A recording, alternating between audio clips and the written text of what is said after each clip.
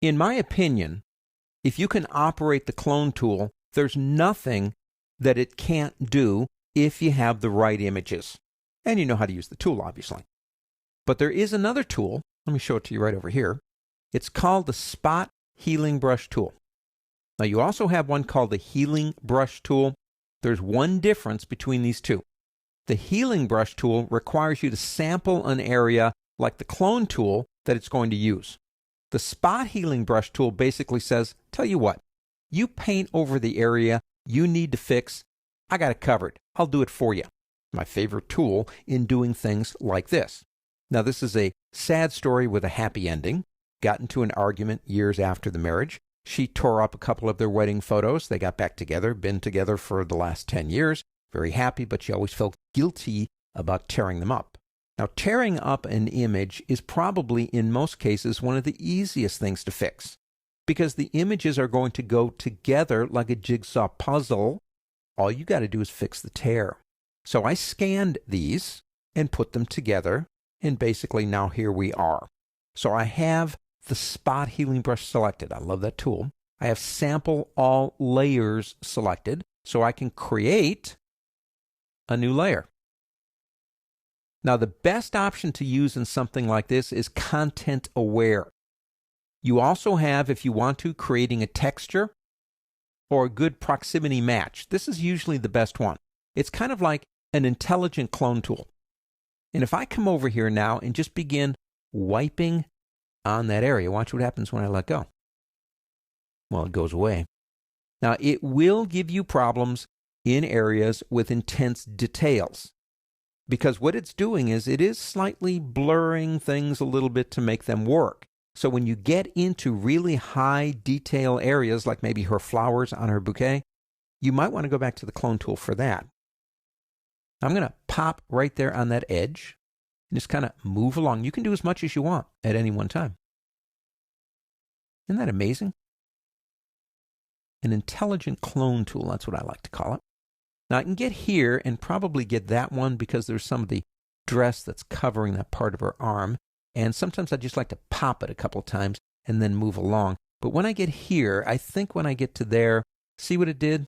Didn't quite know exactly what to do. Let me come up here and get rid of some of this up here first. I'm going back to the clone tool for that. So I'm going to pick up the clone tool, current and below for my layers. I'm going to get right here on a good portion of her arm.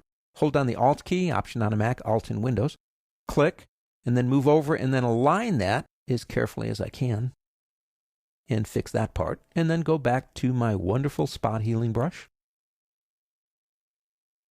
Again, when I get here, I might choose to go back to the clone tool because of the tremendous detail and do a couple of Alt clicks.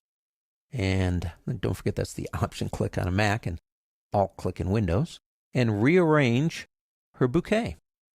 Now, I doubt if anybody's going to say, hey, 20 years ago when that picture was taken, those flowers didn't look like that. I don't think I have that to worry about. Pick up something over here and put it in here. Now, if we turn off this layer, that looks absolutely horrible. But if we turn that on and off here, you can see how well that did that.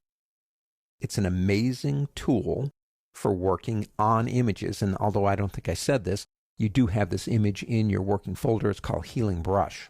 Now, I do have one more I want to show you really quick. And it's me. And I've got this little spot right here. See that? That's a sunspot.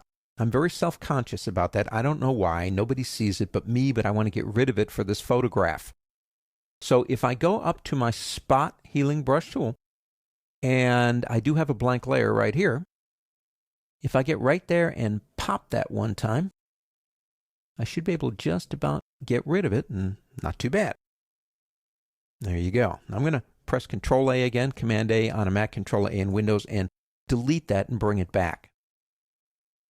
What if this tool doesn't work for you? That's why I always tell my students, know all your options. Know all the weapons in your arsenal here. What if it just doesn't work? What if it's overthinking the problem, it's not working, and you say, well, cloning would work, and you're right, so let's try this. Let's come over here and pick up our clone tool. And I'm going to pick over here, hold down the Alt key, Again, Option on a Mac, Alt and Windows, and click right about there. Okay, come over here and pop that one time. Now, it got rid of it, but if you'll notice, there's a lighter spot right there, isn't there?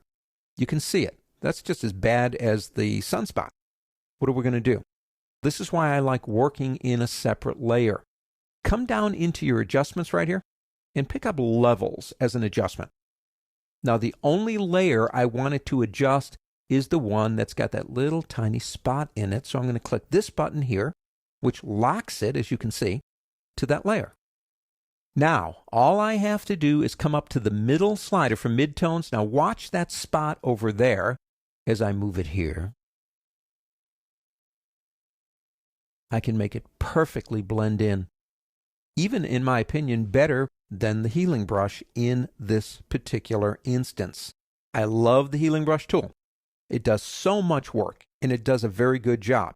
But every once in a while, when it doesn't work, you need to know your other options, even though they're 20 years old.